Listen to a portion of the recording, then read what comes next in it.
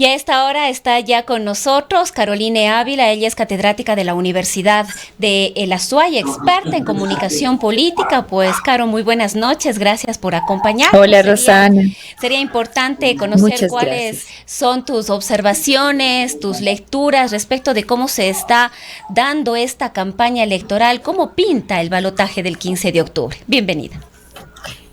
Muchas gracias Rosana, un abrazo cariñoso para ti y por supuesto un saludo para la audiencia.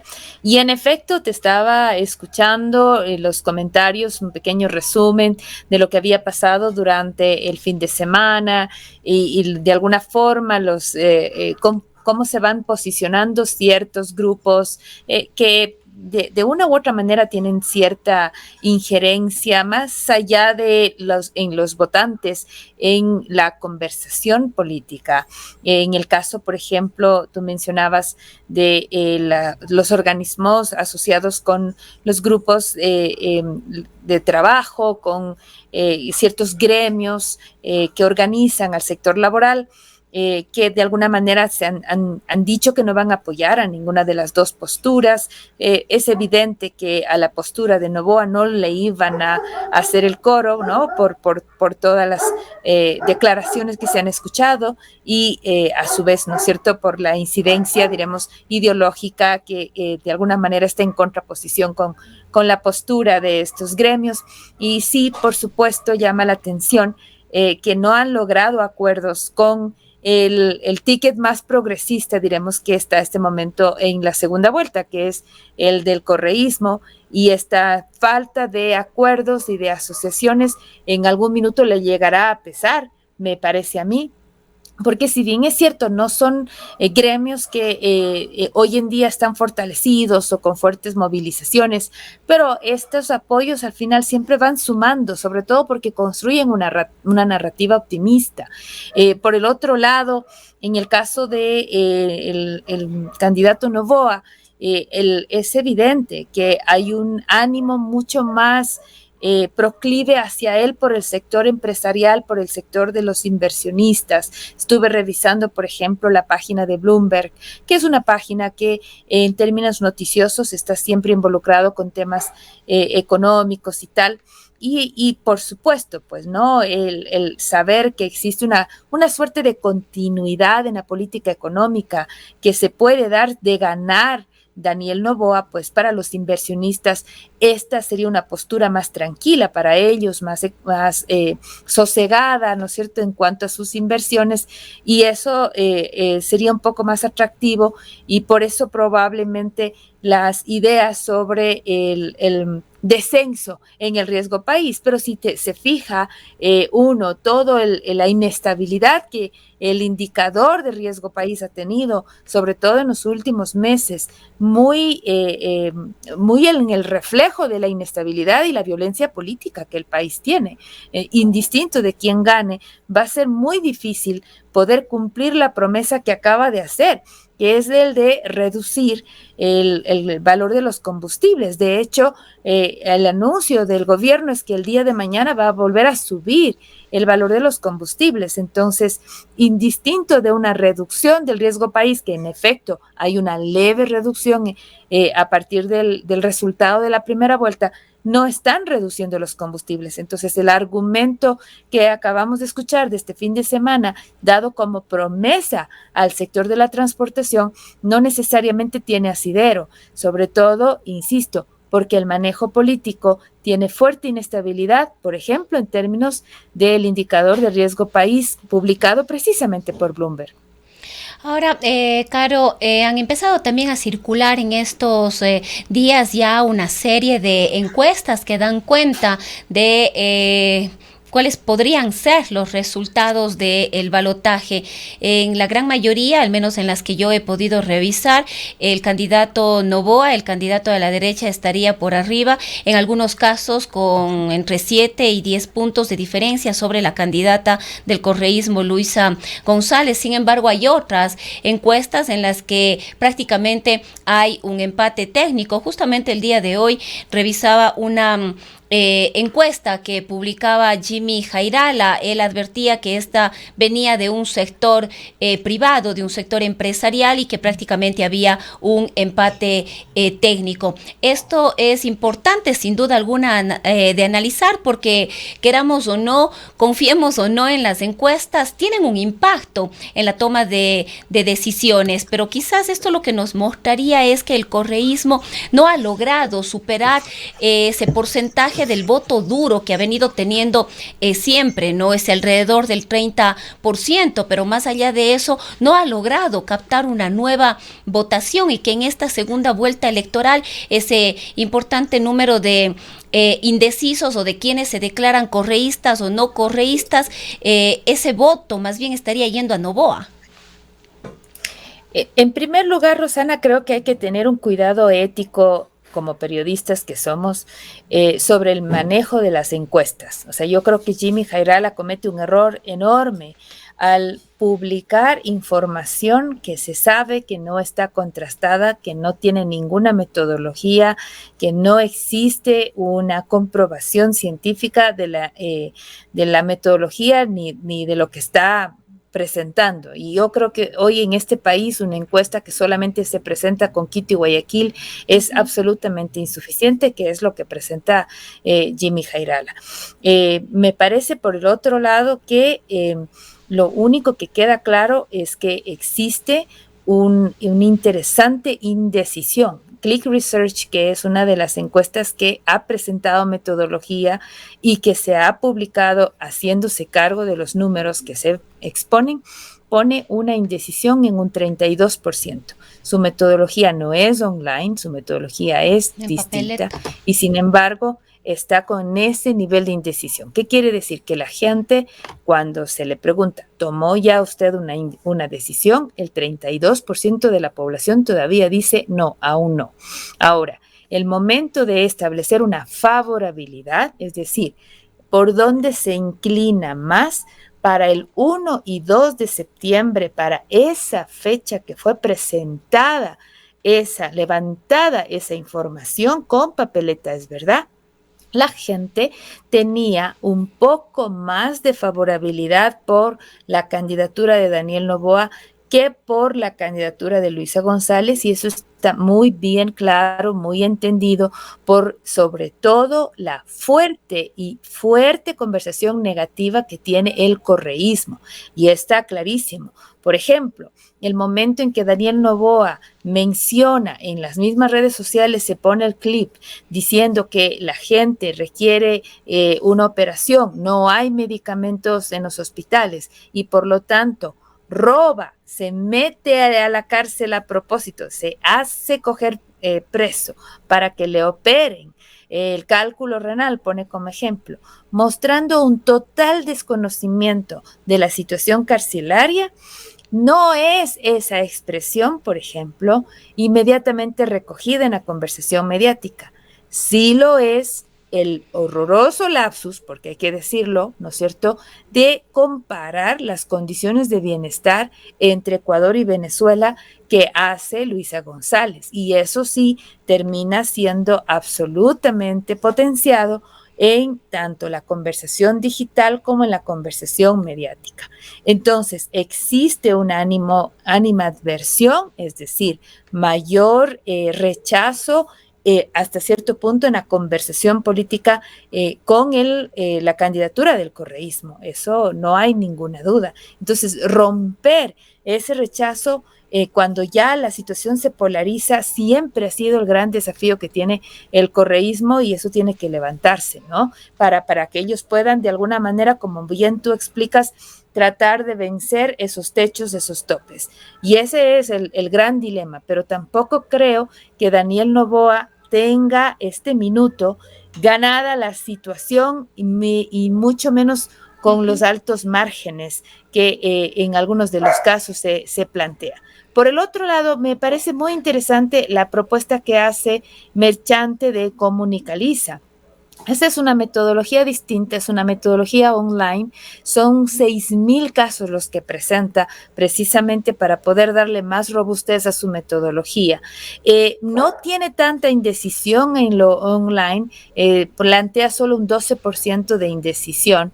Y en estos casos, en el voto, no en el voto válido, sino en el voto en donde se refleja también la indecisión, la diferencia entre las dos candidaturas es de 8 puntos. Ahora, ¿qué es lo interesante de esta circunstancia en particular? Es que, y lo dice Álvaro Merchante, es que la tendencia de las candidaturas en las últimas semanas, en el caso de Noboa, la primera reacción por obvias razones ha sido ese entusiasmo, esa recogida de todo el anticorreísmo, ¿no es cierto? Le logra colocar en ese espacio cómodo. ¿Cuál es el desafío que él tiene? Sostener esa diferencia por ahora de 8 puntos. ¿Qué es lo que ha venido pasando en la última semana que le ha costado sostener esos 8 puntos? ¿Cuál es la tendencia que tiene el correísmo? El correísmo, en cambio, sí, crece porque como suele pasar, siempre se aglutinan las fuerzas de izquierda y derecha hasta cierto punto.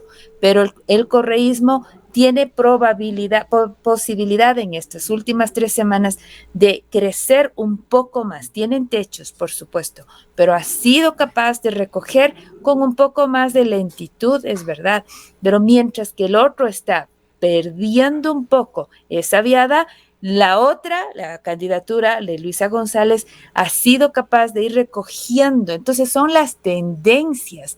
Ese es un poco lo que hay que mirar y en dos aspectos, dice Álvaro Merchante, tanto en crecimiento de votación como en favorabilidad. Es decir, vienen de menos a más la candidatura correísta y de más a menos la candidatura novoísta. Entonces, ahí esas tendencias son las que hay que mirar.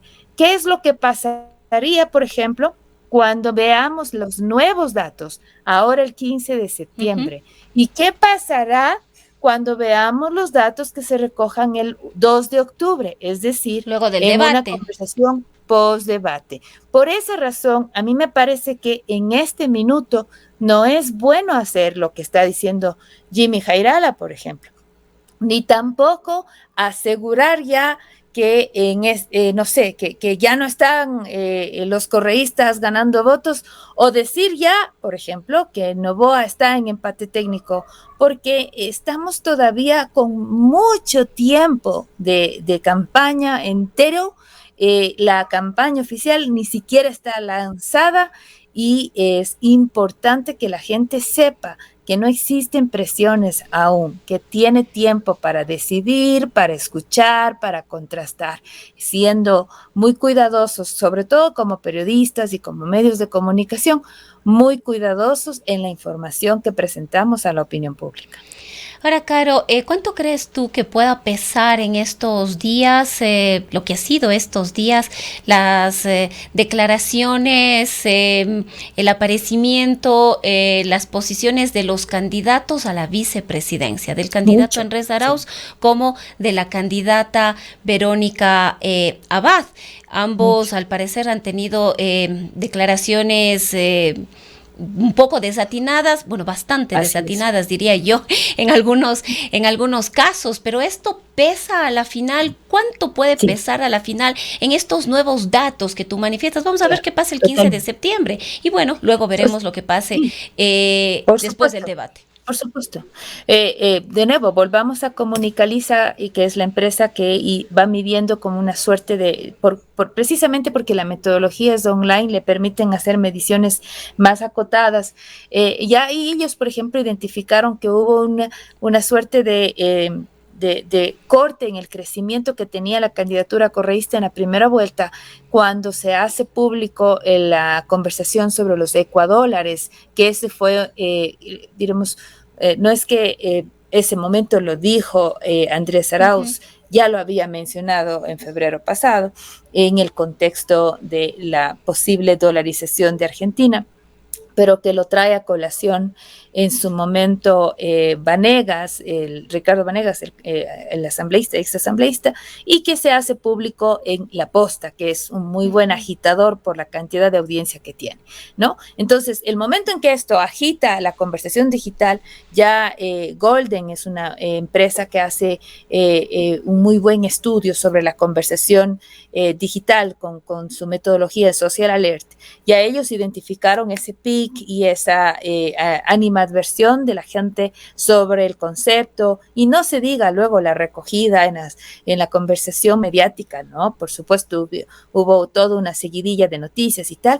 Eso inmediatamente y significó que la subida que estaban teniendo los correístas se frene, ¿no? Y luego, por supuesto, qué duda cabe, el asesinato de Fernando Villavicencio hizo que perdieran votos.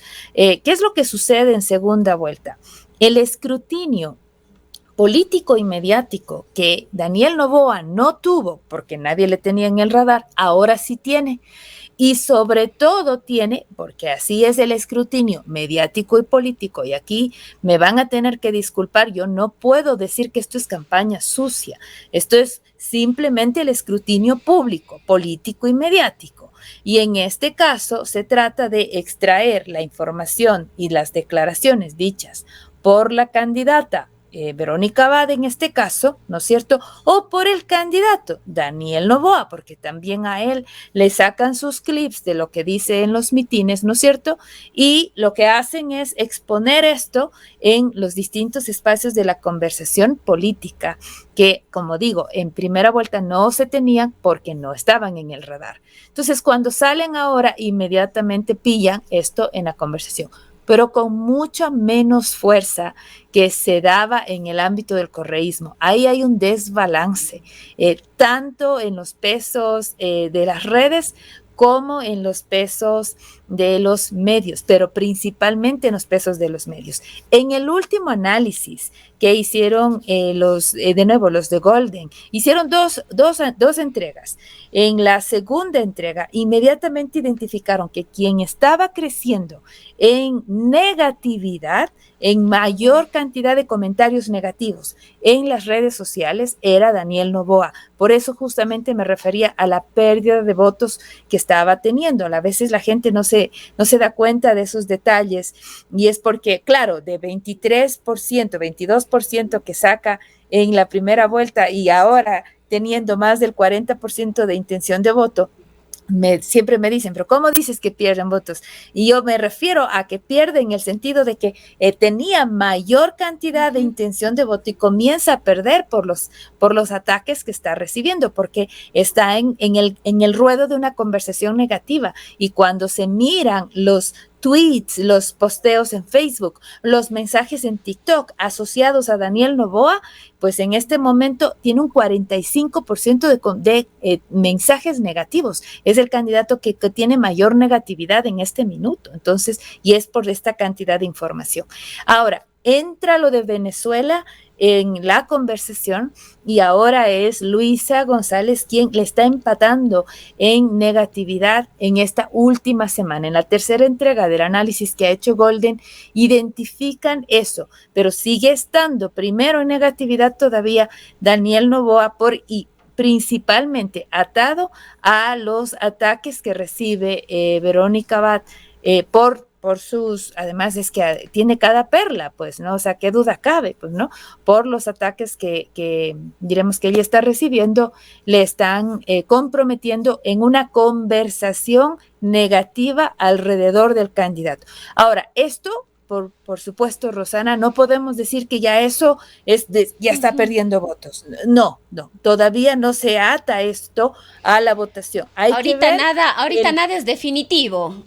Nada es definitivo, nada está dicho. Exacto, por eso hay que tener mucho cuidado. Decía nuevamente Merchante en Comunicaliza, en la primera vuelta el ecuatoriano, la ecuatoriana cambiaron de 2 a 3 veces su intención de voto. No creo que en la segunda vuelta cambien tanto, porque tampoco es que ha pasado las mismas hecatombes políticas que en la primera vuelta, pero es evidente que existe una inestabilidad política y que lo que sí queda claro cuando hay campaña de ataque, que incrementa es la indecisión. No es que por atacar a Daniel Noboa ya suben los correístas, no. Cuando se ataca a uno, muchas de las veces lo que pasa es que incrementa la indecisión. Caro, ¿qué crees tú, quizás ya para ir cerrando este diálogo de manera muy concreta, que vamos a ver en el debate del 1 de octubre? En el debate anterior con el resto de candidatos, al parecer a Daniel Noboa le fue bien, pero le hemos seguido escuchando en estos días y como que esas declaraciones que le hicieron lucirse un poco en el primer debate han ido decayendo. A Luisa González quizás no le fue tan bien. Entendemos que se estarán preparando, hay algunos cambios, una sola persona va a moderar, los temas se han reducido de 5 a 4, y las preguntas van a ser supuestamente un poco más concretas, más cortas. ¿Qué crees tú que vamos a ver en el debate? Lamentablemente no han cambiado la duración de las respuestas. Yo sí hubiese esperado que el CNE de preferencia nos den 3 temas, pero más tiempo para escuchar a los candidatos. Sin embargo, no ha sido esa la opinión de los organizadores. Yo respeto, pero creo que es preferible tener la posibilidad de escucharles un poco más y de interactuar más, pero sobre un mismo tema. A veces cambiar los temas no necesariamente benefician. A mayor cantidad temática no necesariamente hay más información. En cambio, mayor profundidad sí hubiese habido más riqueza. Yo hubiese querido que tengamos minutos de apertura y minutos de cierre, sino por último 30 segundos de apertura y 30 segundos de cierre. ¿Por qué? Porque las aperturas y los cierres les permiten a las candidaturas sacarse un poco esas tensiones, esos nerviosismos iniciales y a su vez a la audiencia tener la posibilidad de hacer evaluaciones más honestas de las respuestas y no solamente de las estéticas o de las conductas, sino del contenido. Esperemos que en este debate del 1 de octubre podamos contar con un formato y una interacción que no interrumpa la argumentación de las candidaturas, que eso fue lamentable lo que vivimos en la primera vuelta, que les permitan articular las respuestas, que les permitan hacer bien la réplica. No puedes interrumpir los 15 segundos de réplica, que fue lo que sucedió la vez pasada, y que cuando se haya respondido y no esté conforme a lo que corresponda, se le haga la advertencia. Eso es importante, pero lo otro, la interrupción es como guagua de escuela, no, o sea, son adultos, se tiene que poner las consideraciones del caso, y para eso el trabajo periodístico, haga el replanteo, haga la reformulación, para eso está la réplica y la contrarréplica, y perdóneme, señor candidato, usted no está dándome la información que yo le pedí. Ahí está el trabajo de la periodista. Yo espero que Ruth del Salto haga ese escrutinio como corresponde a una periodista de los quilates que ella representa. Y en el caso de ambos candidatos y candidata, me parece que tienen una enorme responsabilidad. En primer lugar, le deben al país los cómo y los cuándos, a propósito de la nota que escuchábamos, porque las promesas ya han sido bastante claramente expuestas, no sé, hasta el cansancio probablemente, pero lo que nos hace falta escuchar, y no en lenguaje difícil, con sencillez, los cómo, los cuándos, sabiendo que tienen 1.5 años máximo de ejecución, sabiendo que tienen muchas restricciones, entre ellas, por ejemplo, ambos han dicho que van a utilizar las reservas internacionales y ambos saben que existen restricciones de todo tipo en el uso de esas reservas. ¿Cómo lo van a hacer? ¿Cuándo van a hacer? Ambos saben que tenemos dificultades inclusive de tipo crediticio porque el riesgo país nos tiene comprometidos. ¿Cómo van entonces a acceder a esos créditos? Ambos saben que estamos con el fenómeno del Niño golpeando la puerta. ¿Cómo vamos a hacer para enfrentar los desafíos urgentes que tiene el país en materia de seguridad, en materia de salud y a su vez enfrentar lo que económicamente va a suponer el tema del fenómeno del Niño, ¿no es cierto? Y a su vez, ¿cómo van a ejecutar todas sus propuestas sin gobernabilidad? Porque ya en este minuto ya tienen claro con qué asamblea se encuentran.